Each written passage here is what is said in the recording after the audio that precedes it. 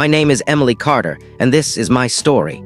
It all started at a Christmas dinner in our family's sprawling mansion in Greenwich, Connecticut, when my father dropped a bombshell that changed everything.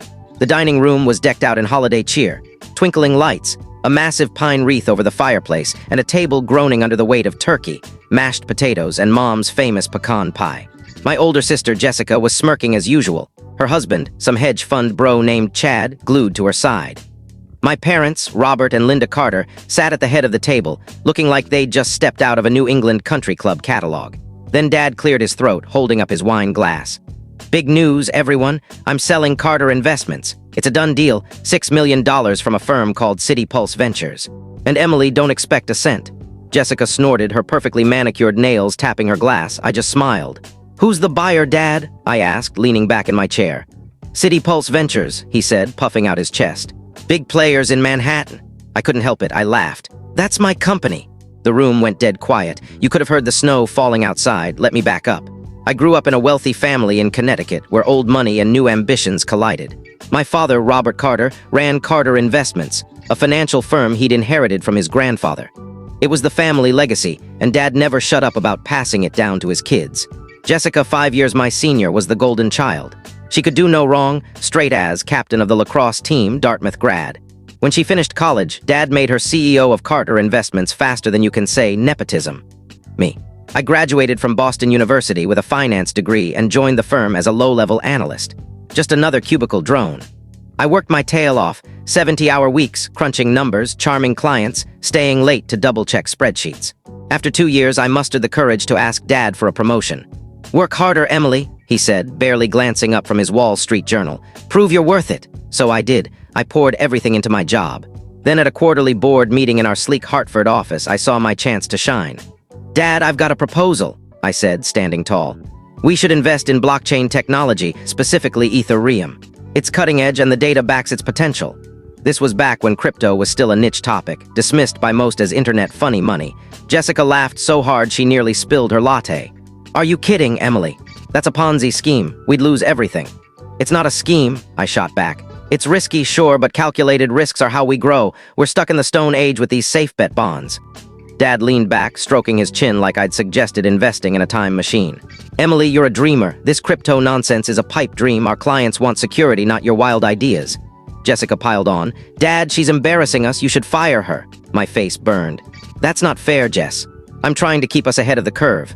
"Jessica's right," Dad said coldly. "You're out, Emily. I'll give you severance, but you're done."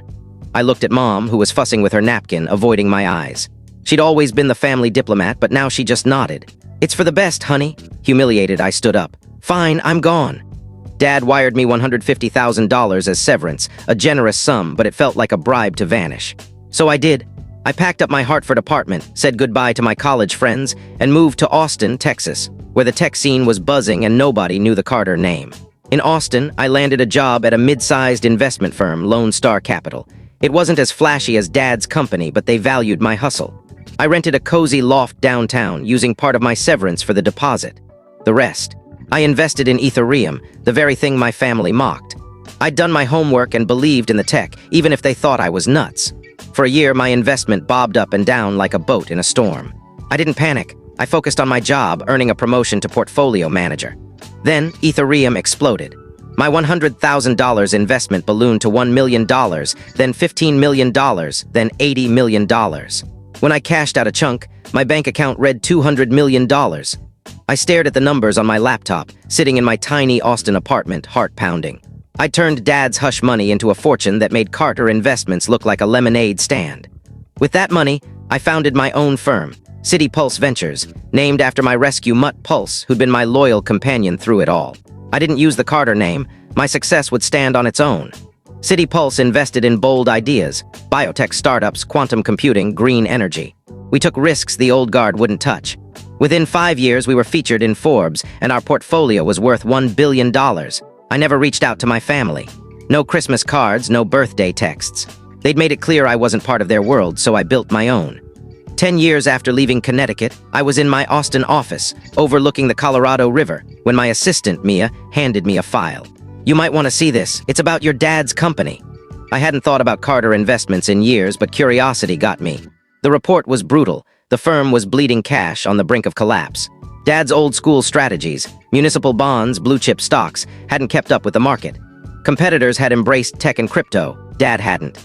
Jessica, still CEO, spent more time posting Instagram stories from Aspen and the Hamptons than running the company. I leaned back in my chair. Get our legal team on this. I want a full breakdown of their finances. A week later, the dossier confirmed it. Carter Investments was a sinking ship. I made a call. Start negotiations to buy it. My CFO, Mark, blinked. Emily, no offense, but that company's a money pit. Why bother? It's not about profit, I said. It's personal. Mark sighed. Their asking price is $6 million, but we could get it for $4 million, tops. Offer the full $6 million, I said. No haggling. Christmas 2025 rolled around, and for the first time in a decade, I decided to visit my family. Nobody had invited me. They probably didn't even have my number. But I wanted to see their faces when they learned who'd bought their precious legacy. I flew into Hartford and checked into a boutique hotel downtown. On Christmas morning, I drove to the Greenwich Mansion, the same colonial-style estate I'd grown up in. Snow dusted the manicured lawn, and the driveway was packed with familiar cars. I rang the doorbell. Mom answered, her eyes widening. Emily, is that you? Merry Christmas, Mom. I stepped inside, the smell of cinnamon and pine hitting me like a memory bomb. The house hadn't changed, same mahogany furniture, same family portraits. Jessica was at the dining table with Chad, both in matching cashmere sweaters. Dad stood by the fireplace, sipping coffee. What are you doing here? Jessica snapped, tossing her hair. Came to see my family, I said, shrugging. That a problem? Jessica smirked. Let me guess, you heard Dad's selling the company and want a cut. Sorry, sis, you're getting nothing. Dad nodded. I'm finalizing the sale to City Pulse Ventures. It's a sweet deal. Who are they? I asked, playing dumb. Some big-shot firm in Texas, Jessica said, rolling her eyes. Not that you'd know anything about it. I laughed loud and long. City Pulse Ventures is my company. I'm the CEO. The room froze. Mom dropped her coffee mug and it shattered on the hardwood. You're lying, Jessica hissed. I slid a business card across the table to Dad. My name gleamed in gold. Emily Carter, CEO, City Pulse Ventures. The deal's already in motion. Preliminary contracts are signed. Back out now and you'll face penalties that'll bankrupt you. Dad's face turned purple. This is revenge, isn't it? You're trying to ruin us. I'm buying a failing company at a premium, I said calmly. You're getting $6 million for a business worth $4 million. That's more than fair. Jessica slammed her hand on the table. You don't have that kind of money. This is a scam. My company's worth $1 billion, I said. Check Forbes, your lawyers have been vetting this deal for weeks. Nobody spoke. Mom looked like she might faint. Dad sank into his chair. Chad just stared, mouth open like a fish. You've got until January to think it over, I said, standing. But don't forget the penalty clauses, or what bailing on a signed deal will do to your reputation. I walked out, leaving them in stunned silence. The sale closed in early January. Dad signed the papers with a scowl, Jessica glaring daggers. The next day, I walked into the boardroom of Carter Investments, now a City Pulse subsidiary. The board, a mix of Dad's old cronies, sat stiffly. Jessica was there, trying to look professional. Mom and Dad hovered in the back. I launched into my presentation. Good morning. As the new owner, I've reviewed our operations. Let's start with our CEO's performance. I pulled up a slide showing Jessica's expenses. Private jet trips to Miami, Napa Valley wine tour, a $10,000 a month Manhattan apartment billed as a corporate office. The board gasped. Jessica, you've charged over $500,000 in personal expenses to the company, I said. Vacations, designer clothes, even a yacht rental. Those were business expenses, she snapped. Really? A $5,000 handbag is a business expense. I clicked to another slide. Spa retreats, personal trainers, all billed as executive development. This is fraud. I moved to terminate Jessica's employment. The board voted unanimously in favor. Even Mom and Dad didn't object. Jessica stormed out, screaming, "You're just jealous." Dad turned to me, furious. "You humiliated your sister on purpose." "She embezzled company funds," I said. "That's not revenge, that's accountability." Over the next few months, I overhauled Carter Investments. I brought in my own team, shifted the portfolio to tech and renewable energy, and turned the company profitable within a quarter.